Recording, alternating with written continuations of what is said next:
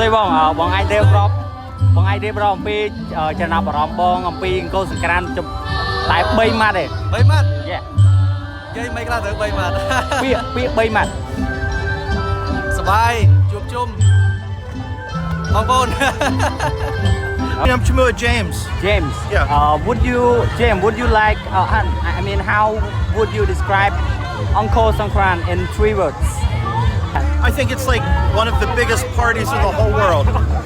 Yeah, it's overwhelming. There's so many things, so many places to look and see things. Angkor Wat by itself is the most amazing thing in the world. And with all the Khmer here sharing the love and how much they love Angkor Wat and the culture, it's overwhelming. Really, nothing like it in the whole world. all right thank you Yeah.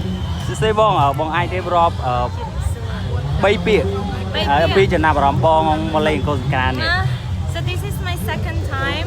My New Year is amazing. It's beautiful and I love my culture. បង how would you describe Uncle Songkran within 3 words Oh yeah. Incredible. It's incredible. 3 words 3 words? yeah Incredibly cultural. Outstanding. outstanding thank you quick question how do you describe Uncle Songkran in 3 words Wonderful, grandioso and inolvidable.